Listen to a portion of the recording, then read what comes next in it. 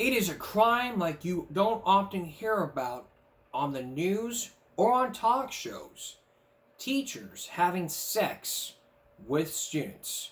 A teacher-student sex scandal, meaning statutory rape happens. Good evening and welcome to Give Me a Break. I'm Jonathan Carmody. Throughout all the years of Give Me a Break, we've been focusing on education.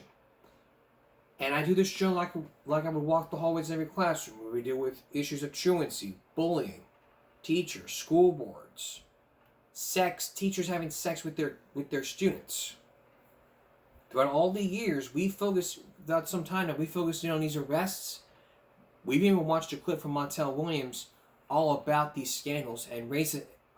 And one person suggested that, hey, we should raise the statute of limitations. It's called rape. I mean, it's not an affair, it's rape. And what you're about to see is a body cam footage which was released and shown of a teacher getting arrested for sexual assault. Sex with a student. Take a look. It's the moment cops come to a teacher's home to arrest her for a shocking crime. You are going to be placed under arrest. Me? Mm-hmm. You're Allie, right? Yeah. Okay. And it's going to be for predatory criminal sexual assault. She heard right. Predatory criminal sexual assault for having sex with her 11-year-old student. Moments later, 34-year-old Allie Bardfield, a mother of 3, is led away to jail. Oh my God. She seemed surprised about why we were there and what was going on. Obviously, she didn't know how much evidence we had against her at the time. Bardfield just pled guilty in an Illinois courtroom. Personal effort, I pray you and your family will be able to heal and one day forgive me. The judge sentenced her to 10 years in prison. And this 25-year-old elementary school teacher is also pleading guilty to sexual misconduct with a 5th grader. What is your plea today? Guilty. She was actually planning her wedding when she was arrested. It was to take place in 3 months. But police say she became obsessed with an 11-year-old boy at her school in Wisconsin. Madison Bergman broke down in tears, and get this, police found 35,000 texts and 100 graphic love letters that she exchanged with her victim. I wanted to just grab your face and push you to the floor and make out with you, goes this text. No surprise, her wedding is off. Probably until she gets out of jail. So we got one sentence to 10 years in prison without the possibility of parole. We got another who pleaded guilty to this case. 35,000 text messages. What's the big picture here? Rape, statutory rape is statutory rape. Whether you live in Texas, Illinois, Georgia, Florida, California, Idaho, Wisconsin, Michigan, New York, New Jersey, North Carolina, South Carolina, any 50 states you live in, statutory rape. It is not an affair. It is rape. So if you hear the word affair, get on that phone, go on Facebook, find that reporter, call the news station and say, stop lying. It's called statutory rape. Everybody can be charged for that, and even some teachers were on the sex offender list. Remember that teacher back in Texas from years ago? It was one teacher with 5 students, with all text messages, a spaghetti dinner, and all the clothes coming off. She was married. This ain't no Bill Clinton, Monica Lewinsky BS. It's the real deal which you see in the news. So it leads you to believe, what else can be done to prevent these sex scandals from ever happening? Well, if teachers have Facebook and the kids find that teacher, it shouldn't be happening. You can't be doing that once you're in school, because that can lead to certain inappropriate things like text messaging. And we got to not have teachers give parents cell numbers. Once that happens, it could be a gateway towards the kids asking their parents for the teacher's cell number and then blowing up text messages, and then all about the sex. Well, how about that teacher, Jennifer, who was accused of sexual relationship with that student? She confessed to it.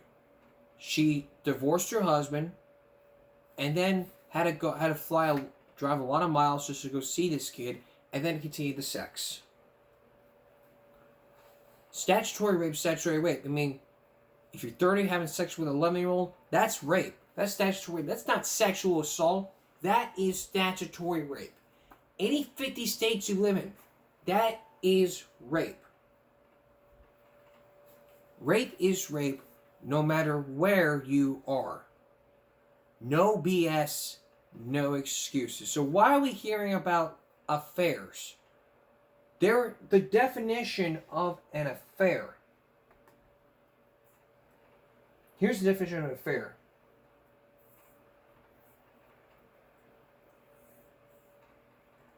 An affair, according to the dictionary,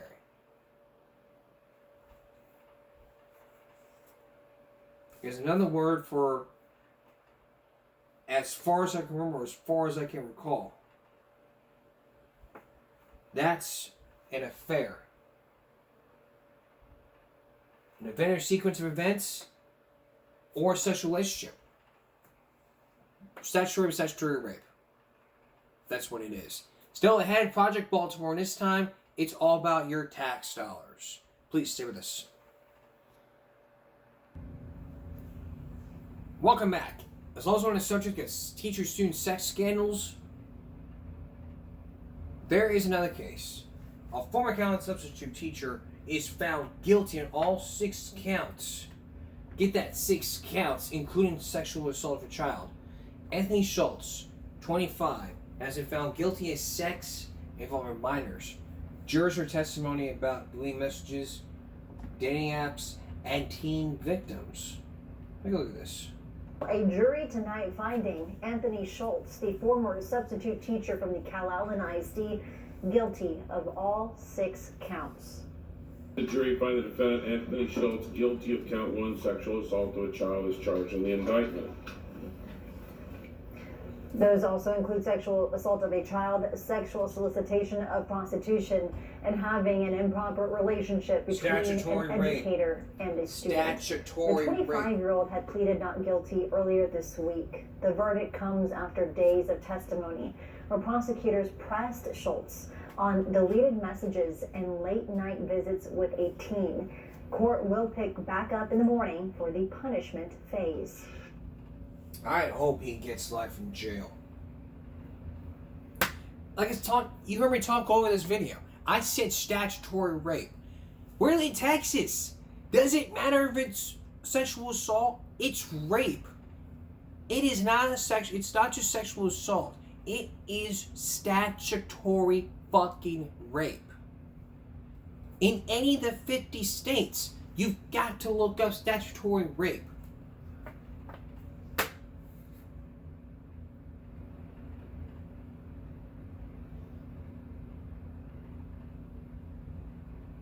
Alright, look at this. Alright, moving on here, look at this. There's a video of, did you ever dream one day about owning some Pokemon cards for yourself and then selling them for like $100,000 just to pay your bills? Well, they're calling it Pokemon Pandemonium. Now you're asking me, what the hell is Pokemon Pandemonium? Well, that basically means, the Pokemon, it's another thing for Pokemon card craze. With thieves targeting small hobby shops and streaming hobbies all across the country. Take a look at this. It's chaos. It's chaos at Costco. What's all the mayhem over? Pokemon cards. That's right, the Pokemon craze is back, and it's causing pandemonium at stores as customers hustle to fill shopping carts full of the coveted collectible cards. Watch as this pallet loaded with Pokemon cards is wheeled out to the Costco floor. Shoppers scramble to get their hands on the cards. Some of these Pokemon cards can fetch tens of thousands of dollars when sold on eBay and other sites online. Consequently, cops say thieves are now on the prowl, creating a new Pokemon crime wave of break-ins across the country. In Detroit, surveillance video caught this thief pawing through cases of Pokemon cards at a store. Cops say he made off with $50,000 worth of cards. Outside Baltimore, authorities say these two suspects shoplifted $25,000 worth of cards. In Massachusetts, cameras captured this brazen thief smashing his way off with a Pokemon haul worth over $100,000. These go for anywhere from $25,000 to $30,000. Philippe Andre runs First Edition Collectibles in New Bedford. They target a very few specific items off the top shelf and then move over to the sealed vintage display and grab just a couple boxes. He says the thief was after these carefully preserved individual cards or slabs. It was 6 to 7 slabs, all Charizards for the most part, exception of one Blastoise, and then 2 vintage sealed boxes, all accumulating to about $115,000. The New Bedford Police Department helped recover some of Andre's cards when someone tried to resell them to another nearby store. Recovered thus far is about $50,000 of memorabilia. Andre says stores like his are a target because rare Pokemon cards can resell for hundreds of thousands of dollars. It's a supply and demand issue. Not enough supply and too much demand. People are buying stuff out. When you can buy something for $25 and immediately sell it for $100, then people are going to get competitive. You know, people see the dollar signs, and unfortunately, that's what it's coming down to. Cops say as long as shoppers keep up the Pokemon Pandemonium, the thieves will keep striking. Where this Pokemon memorabilia and these cards become a target is because of their value. They're worth a lot of money. And worth a lot of money to pay your fucking bills. It's like, yeah, I'm gonna get these Pokemon boxes and I'm gonna pay my bills. And it's like, you're welcome to Cash Better Share with a box full of Pokemon like this. Hey, you give me that box right now. And you have to, I'm like, I need that box. I gotta sell my name. I gotta go pay my bills. And you have to go body slam.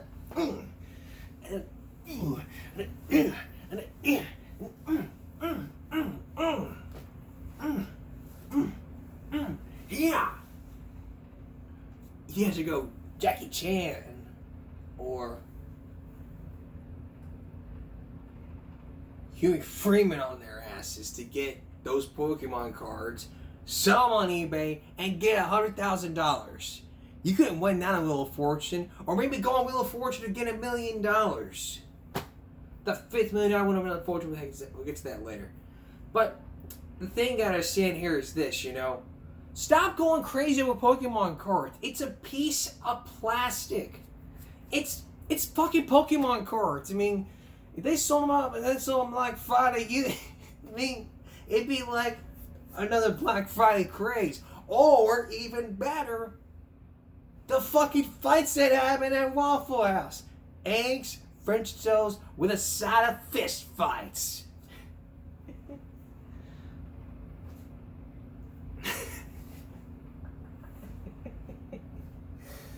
Smoke some more pot, you'll give less fucks.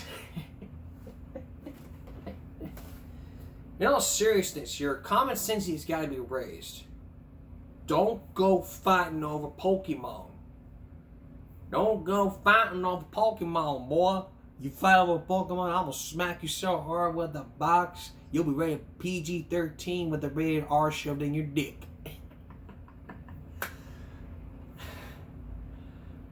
That's the lesson here, boys. Well, if I was to go shopping with my security team, look at the last one. They got some right there. Boys, get him. Takes a leg. Hey, that's my card. Give me my card back. Make tens of thousands of dollars. I mean, how much? You have to be $300,000 in debt. How did you get that money? You simply go get a box of Pokemon cards, sell them on eBay, and bam, you're you won't be losing your fucking money. Simple solution. I would not try that, but think of ways to pay your bills. Still ahead, some crash test results that could even make you say, I would not even buy that car. As we continue to look at some crash test footage from the Insurance Institute for Highway Safety. This time, it's going to be the four-wheel drive sport utility vehicles.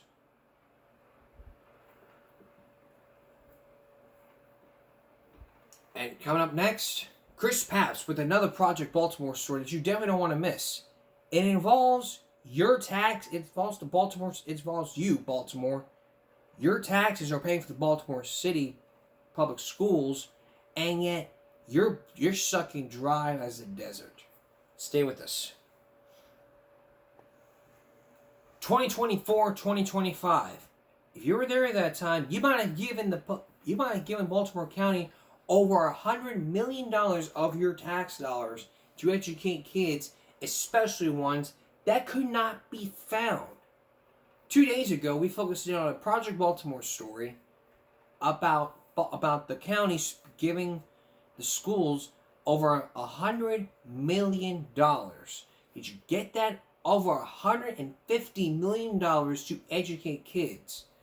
It wasn't just the existing students, it was even the ones that could have been found. You know, as required by law in every state, you must attend school. Public, homeschool, or private school. Otherwise, you could go to jail. So what's going on here? What's the big deal? As we're about to show you, the school leaders are responding and are looking to open some changes for the students that cannot be found. Here's Chris Papps. Maryland State Superintendent of Schools, Dr. Carrie Wright. So yeah, that's concerning when you can't find a child. And the Maryland State Board of Education President, Dr. Joshua Michael. Very concerned on each individual case. Both agree. A recent Project Baltimore investigation into the funding of students who cannot be found is troubling. Certainly we want to learn more. It is a notable trend, and I'm really glad you're asking the question. Fox 45 broke the news on Monday. In 2024, Maryland taxpayers gave public schools statewide an estimated $168 million to educate nearly 8,500 students who could not be found, a number that has dramatically increased in recent years. The numbers are climbing. That is concerning to me, and we need a strategy for that. In Maryland, public school funding is based on the number of students enrolled on one day, September 30th. But many students are unenrolled throughout the year. Documented reasons range from illness to employment, but thousands simply stop showing up and are categorized as whereabouts unknown.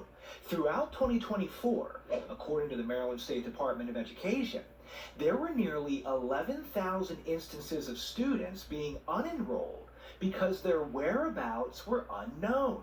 Of that number, nearly 8,500 students were funded, and schools received your tax dollars to educate them. Instances of students being unenrolled because they could not be found have nearly doubled since 2019. Dr. Michael said that's in part due to better bookkeeping. From an accountability perspective for government, seeing some increase in this number is not necessarily a bad thing. It means that we are being much tighter from an integrity perspective. Has Maryland been keeping bad enrollment books that's costing taxpayers? Project Baltimore in 2021 first began reporting on the funding of students whose whereabouts were unknown. Our reporting caught the attention of Maryland's Inspector General for Education, Rick Henry, who issued this report in 2022, which found millions of dollars were going to schools to fund students who should not have been funded. Henry, in his report, offered recommendations to the state to help ensure more accurate enrollment counts. Wright and Michael told Fox 45 News several of those recommendations were implemented, but that does not fully explain why the number of students who cannot be found has grown by so much. Wright and Michael said they need to take a closer look. Some kids just moved out of state and never bothered even notifying the schools that they were moving out of state. So there's all kinds of reasons that you can't find somebody, but that should not hamper our process of ensuring to the best of our ability that we are tracking each and every child. To provide more accurate student enrollment counts, bills have been introduced in Annapolis. In 2022, in response to Fox 45's reporting, Carroll County Delegate April Rose sponsored a bill to count student enrollment 4 times a year. It did not pass. Opponents, such as Anne Arundel County Public Schools, said it's against any revenue reductions. But Wright and Michael said they are willing to have the conversation. I need to look into it a little bit more. I think it logically makes sense. As a part of that broader conversation about increasing transparency and accountability, it's certainly something that we should look at. If state education leaders are willing to consider changing how student enrollment is counted to ensure more accurate funding, will the state legislature consider changing the law? That part of the story in the coming days. I'm Chris Pabst, and this is Project Baltimore. We'll stay on this story on the future. Give me a break. We'll let you know what happens. So here's where I stand. Let's go back to this. Let's go back here. Said it's against any revenue reduction. It's 2025, for crying out loud. Get rid of this fucking rule. Look at it 4 times. Take a second look at this law and say, you know what? Maybe we should put this in the books. Because, there are a lot of kids out there that are not educated, are still enrolled, and we can't find them. Remember No Child Left Behind? It wasn't just, leaving a student behind. It was about holding people accountable. When President Bush signed that bill, he said he wanted kids to not fall behind in classes. And not just that, he also wanted principals to be held accountable as well. Or not. In some cases, they try to hold them back because, well, you can't take this class, you can't pass, so you didn't take this class, but you didn't take the test, so we're going to hold you back until this, and that.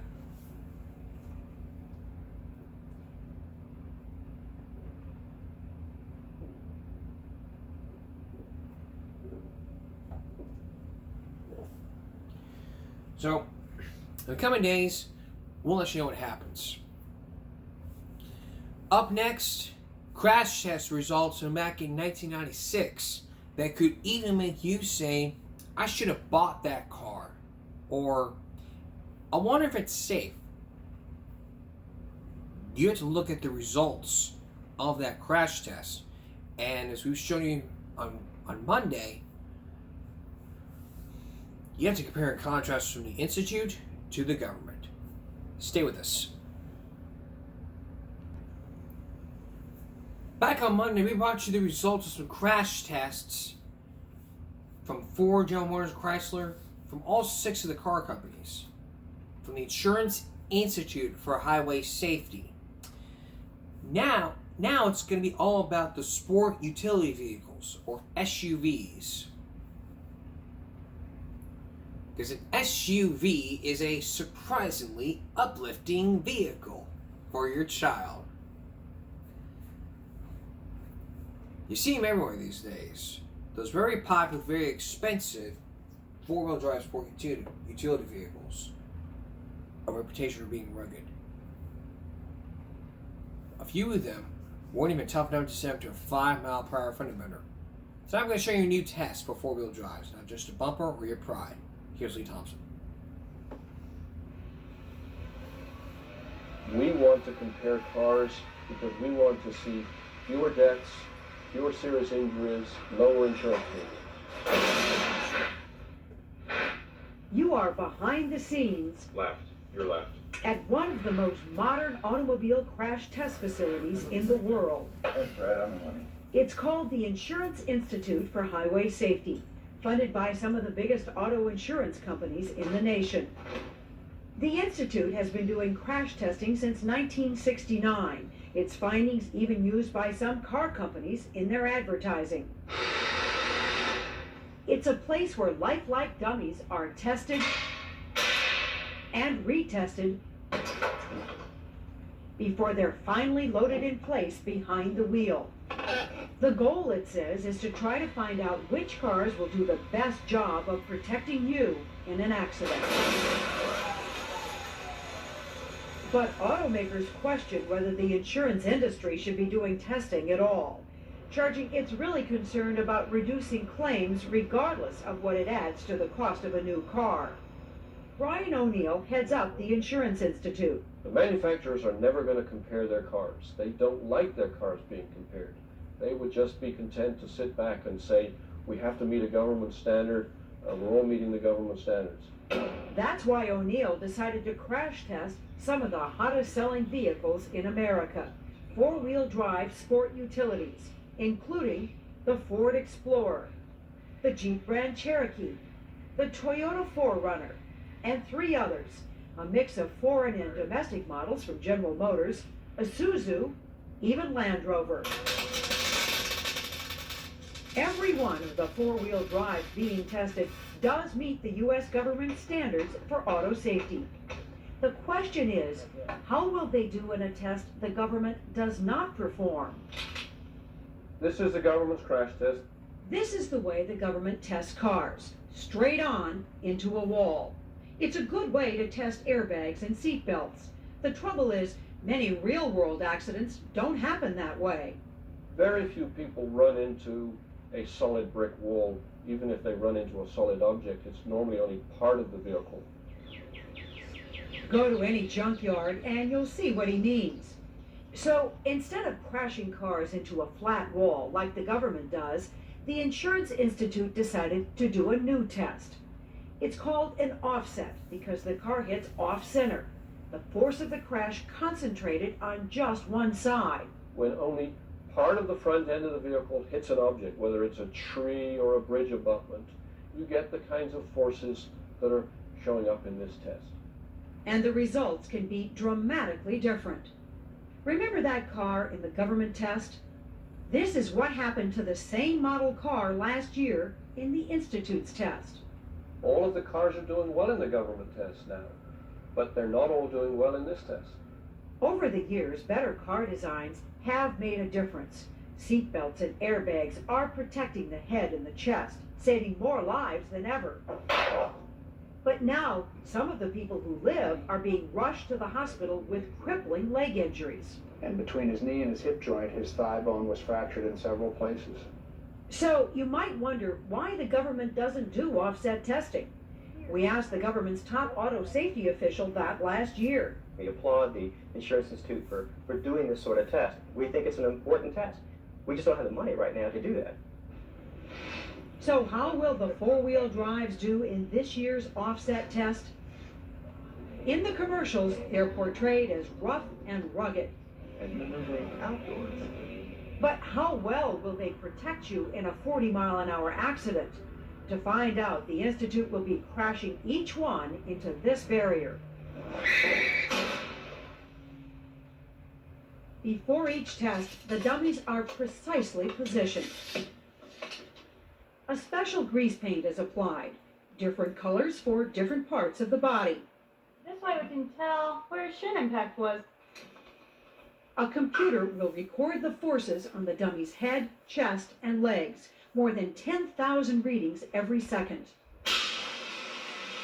The Institute bought the brand new four-wheel drives right off dealers' lots. The Institute also decided how the cars were chosen, tested, and evaluated. 3, 2, 1. The car being tested, the 1996 Toyota 4Runner. It's hard to tell. Those feet, obviously some intrusion. There's damage, but most of it stops before it reaches the driver. You'll see throughout our report what happens with the help of the Institute's slow-motion cameras. The airbag deploys, the dummy goes in to the airbag, comes back. The damage is confined to the front end of the vehicle. This is what we want. The computer analysis of the dummy shows a possible injury, perhaps a broken leg, but the Institute decided the risk is not high. This is the Land Rover Discovery. It might have some problems around the left ankle. On the slow motion film, you can see the damage. On the dummy, there's a chance of a broken leg, but once again, it's not high.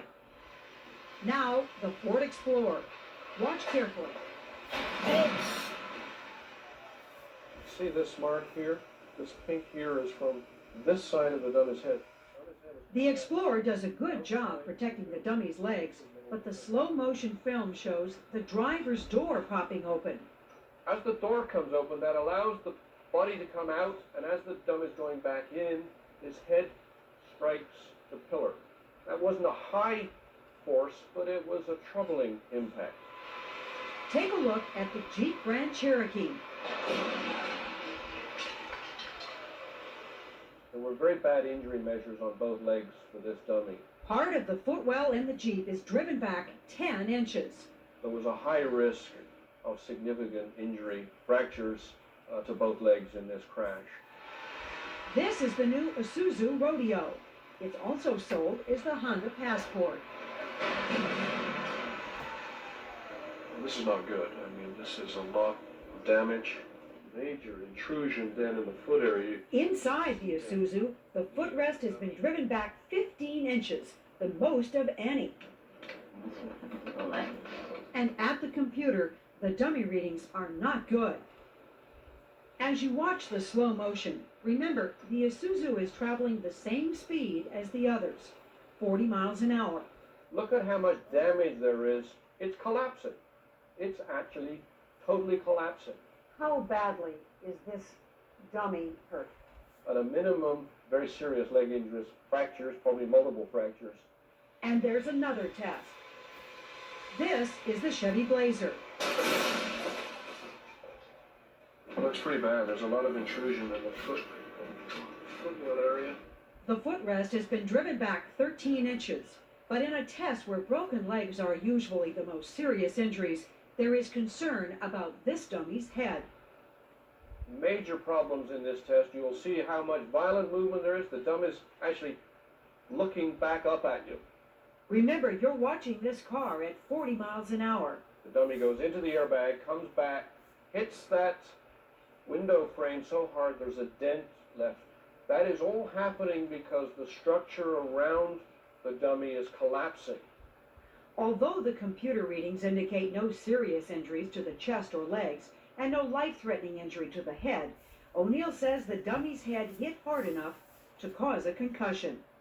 We have not seen bad head injury results like this vehicle in any of the other vehicles. If you have never seen this before on another car or four-wheel drive vehicle, is it possible that it's just a fluke?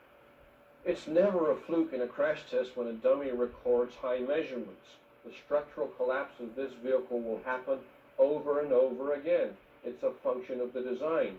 The precise movement of the dummy may not be repeatable, but if you run this test over and over again, the structure will collapse in similar manners. But automakers, citing this report for Congress, say one test may not be enough to really judge a car. The Insurance Institute counters that it tests the same way the government does, one test for each vehicle model.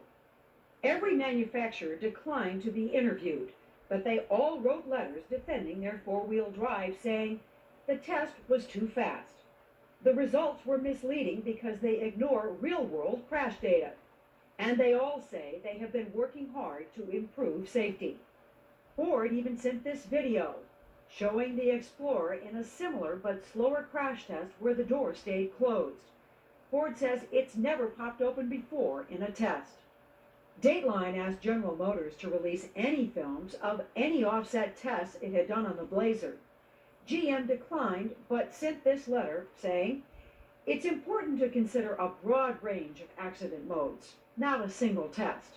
That redesigning cars to improve leg protection could have negative consequences for the protection of the head and chest, and that even in this test, the injury readings were all within the allowable government standards. GM also criticized the Insurance Institute for its, quote, stage crashes. And it criticized Dateline for helping the Institute to select, quote, the best camera angles to achieve a dramatic pictorial effect. In fact, before Dateline was invited to watch the tests, the Institute had already established its test procedure, including the number of cameras, their position, and what they would shoot. Only then did we set up our own cameras. The Institute invited not only Dateline, but manufacturers to observe, and met with them about test procedures and the results. These tests, in my opinion, are misleading to the public because they don't relate to the real world.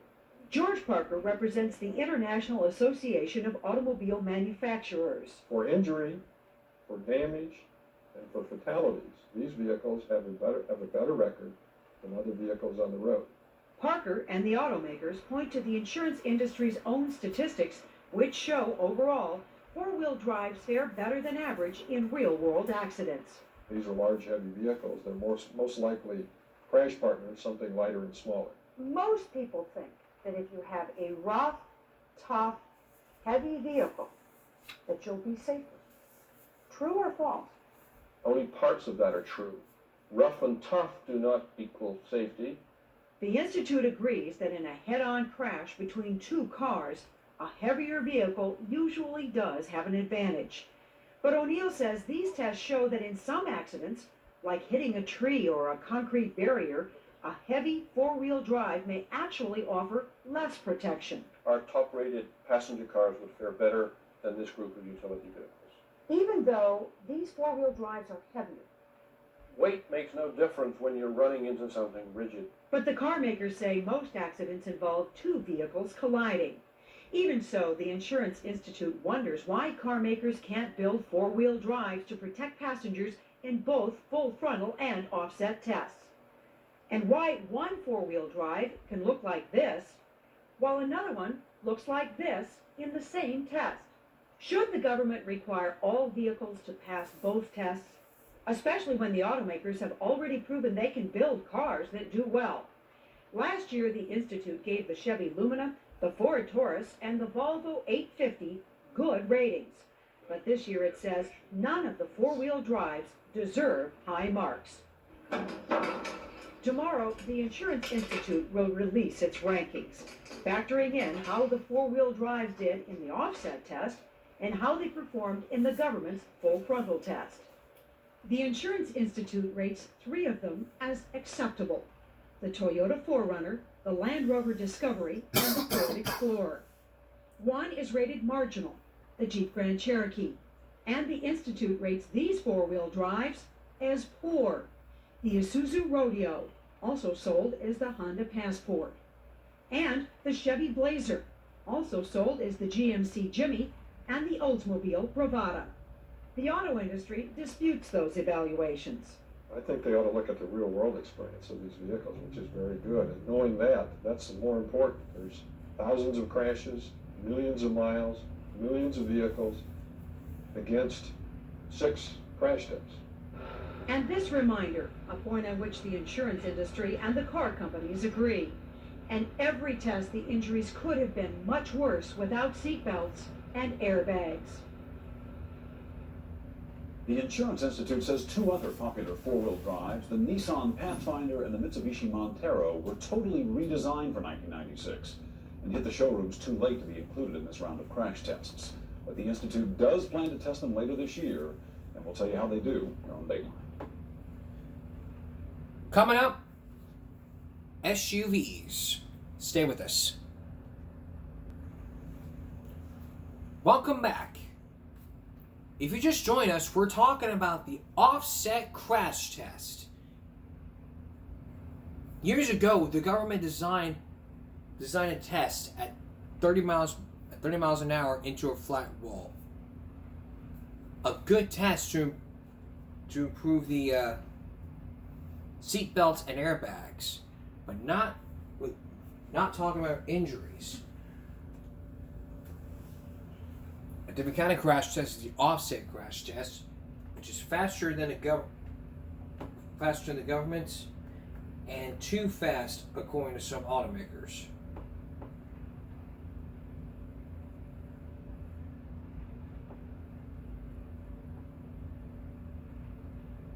Tonight, we're focusing more on these SUVs, sport utility vehicles. And this time, they may have some say on what goes on when it comes to the safety of your car, of the car you drive. Here again is Lee Thompson.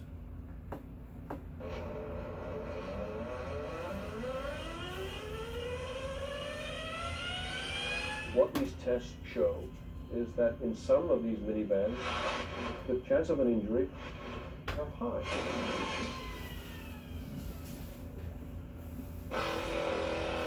Dateline cameras are behind the scenes at one of the most modern automobile crash test centers in the world. Not even budget.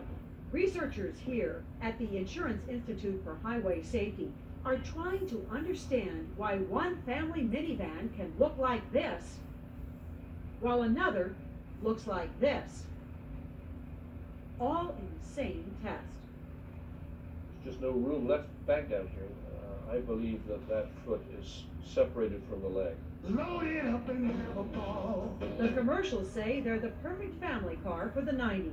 Millions on the road, many driven by mothers with their kids. So how well would a minivan protect you in a serious crash at 40 miles an hour? Other way. The Institute is about to find out. Boy, that's right on the money. It's funded by insurance companies and says its goal is to cut the cost of insurance claims by making cars safer. It will be testing some of the most popular minivans in America. The Dodge Grand Caravan, the Ford Aerostar, the newly designed van from General Motors, the Pontiac Transport. 9 minivans in all. Every one of these vans meets federal regulations. The question is, can they pass a test the government doesn't do? 2 years ago, the Institute began what it calls a revolutionary new series of crash tests. Very different from the government's. The government tests cars by running them head-on into a flat wall, the force spread evenly across the front. But in any junkyard, you'll see many accidents don't happen that way. So the Institute tests cars by hitting a wall off-center. Offset, it's called, concentrating the forces on just one side. The test is carefully designed to simulate what happens if 2 cars hit like this, driver to driver at 40 miles an hour. We've chosen a speed that is representative of serious real-world crashes. And the Institute's Brian O'Neill says some cars do well in the new test. This is the Ford Windstar. This is by far the best performer. There's plenty of damage, but O'Neill says it's distributed around the driver, not into it. The safety cage holds. Any injuries at all to the dummy? The injury measures on this dummy were all low, indicating that there was no significant risk of injury to any body region. The Ford Windstar survives this crash. No serious injuries, not even to the legs. But how well will the other minivans hold up? Torso angle? The Institute bought these brand new minivans right off dealers' lots.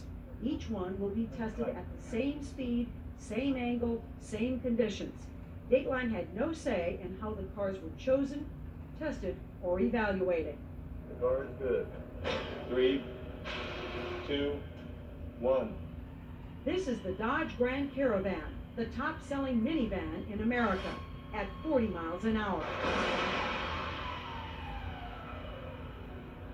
There is major intrusion. This means that the chances of major leg and foot injuries in this crash are very, very high. The Institute says part of the floor near the pedals is rammed back more than a foot. And the news from sensors in the dummy is not good. Both legs. Both legs. Watch the front tire. The Institute says the structure of the van causes the crash forces to be focused on the feet. As a result, both of the lower legs of the dummy indicated the risk of a serious injury.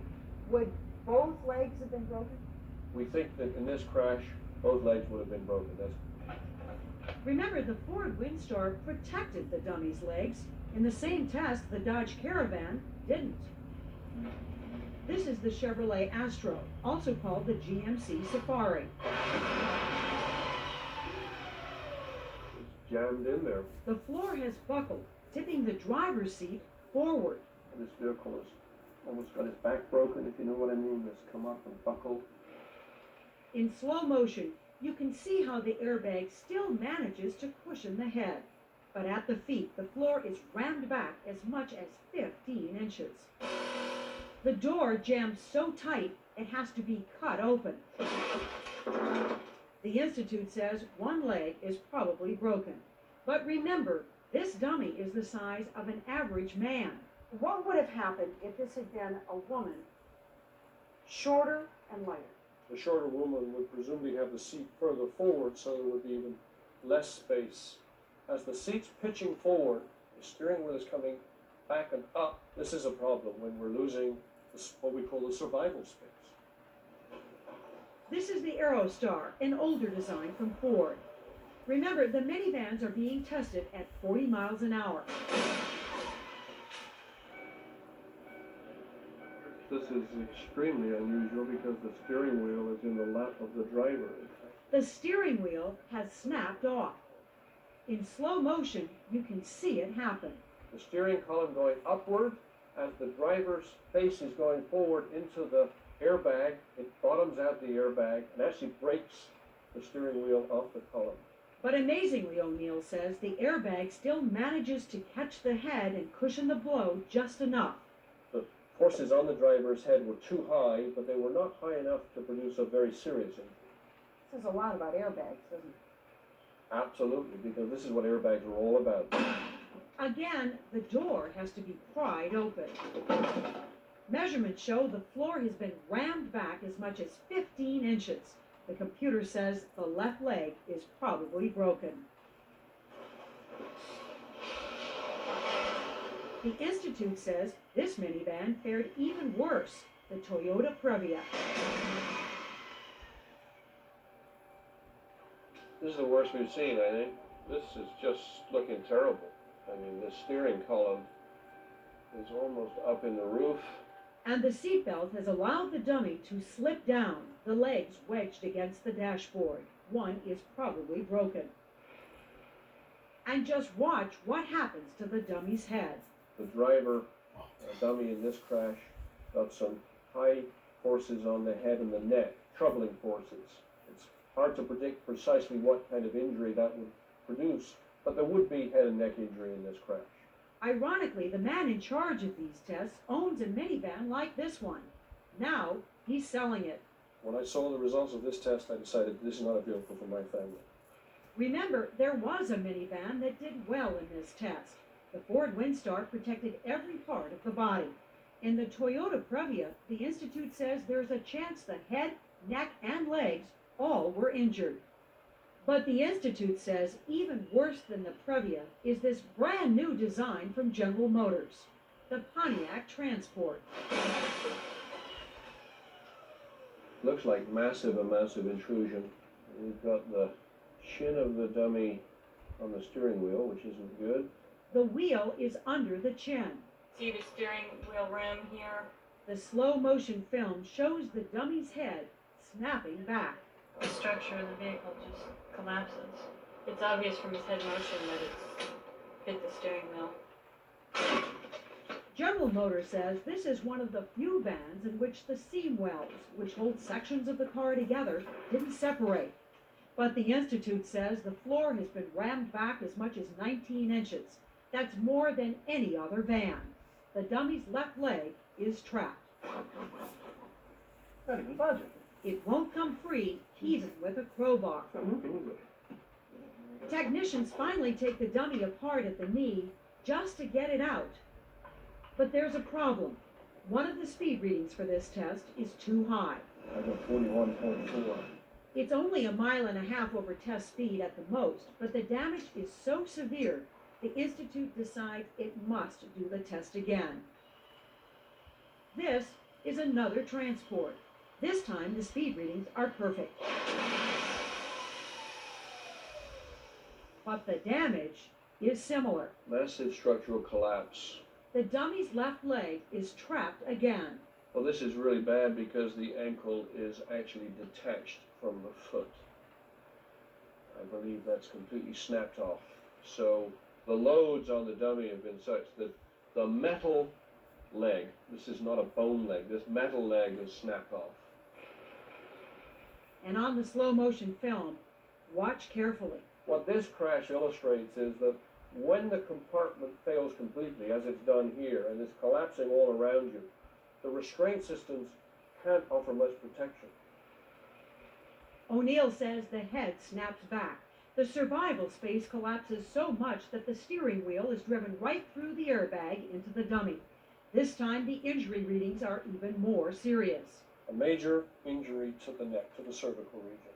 Is it possible that the person in this crash might have been killed? Well, we can never say for certain, just based on dummy measurements, but the forces were certainly high enough that the injuries could have produced a fatal injury. General Motors declined to talk about this test on camera. But in a letter, GM said to assure overall safety at a variety of speeds, it ran 72 crash tests on its minivan, including an offset test at 35 miles an hour. GM wrote, the minivan performed very well, but declined Dateline's request to release pictures of the test or the specific results. GM and the other automakers reminded us that all their vans meet or exceed federal safety standards, and they include safety features to help avoid accidents. The car companies have also criticized the Insurance Institute, saying it has a vested interest and cares more about cutting insurance claims than the added cost of building safer cars, that it puts too much emphasis on this one crash test. But most of all, the automakers said, the Institute's test was too fast. I would have to classify it as an ultra-high-speed test compared to the types of crashes that happen in the real world.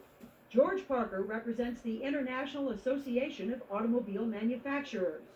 Are you saying that people don't have accidents at 40 miles an hour? There are very rare instances of crashes at that speed.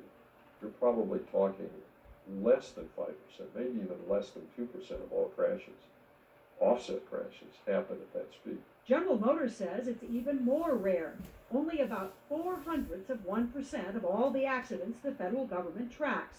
And that designing cars to withstand high-speed crashes could actually contribute to injuries in more frequent low-speed accidents. The Institute says it hit the 40-mile-an-hour speed because among fatal front-end accidents, that speed is common. About half of deaths happen faster and half slower than 40. Tomorrow, the Insurance Institute releases its official rankings. The Ford Windstar with no injuries gets a good, but after that, a sharp drop. 4 vans rated marginal: the Mazda MPV, Dodge Grand Caravan, Honda Odyssey, Nissan Quest.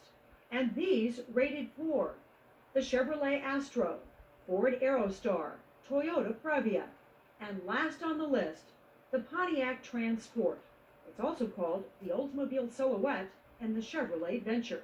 If the Ford Windstar can protect passengers adequately at 40 miles an hour, then why can't all these other minivans do as well? But I think that's not the point. I think the point is that if you were a potential purchaser or owner of one of these vehicles, that I would be very cautious about putting a lot of importance to the results of this test, because these vehicles do well in the real world.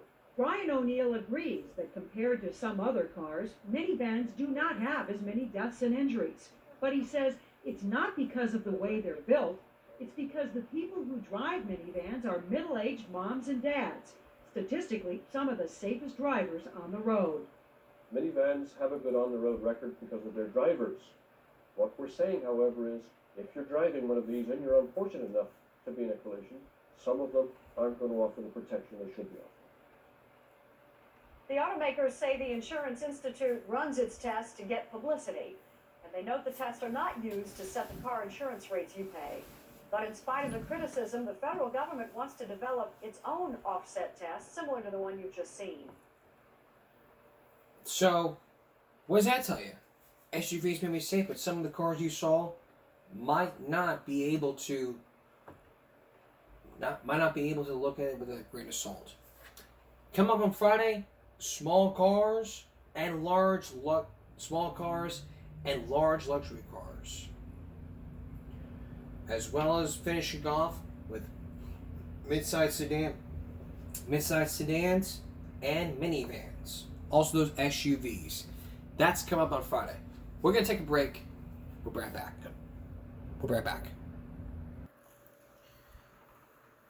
As a final thought, the only reason we're doing these reports is to not only give you safety tips, but to make sure you already know the cars that you're buying. We're not saying for you to ditch your car because of the test results. We're telling you to make sure that you take extra precautions when it comes to vehicles that you bought years ago or the cars that you're buying now. The tips I have for you is look at the crash test results of your car. See if it performed well. And only then you can make that tough decision whether you should take extra precautions or sell your car. And if you decide to sell your car, the real reason is, hey, I just don't think it'd be safe in a crash. If you were to look at the results today of your car, or if you bought the cars that you already saw, you might have a good chance of protecting your head and your chest. Even though the law requires you to wear seatbelts.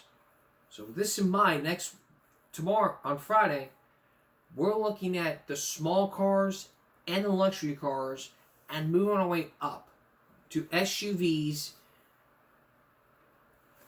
as we continue looking into the Insurance Institute of Highway Safety test to make sure you already know about your safety of your car.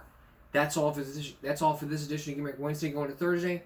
We'll see you again for Give Me a Break Friday. For all of us here at YouTube at Give Me a Break, stop bullying, speak up, concentration, not strength, no jaywalking. Take care of yourself and each other. Good night.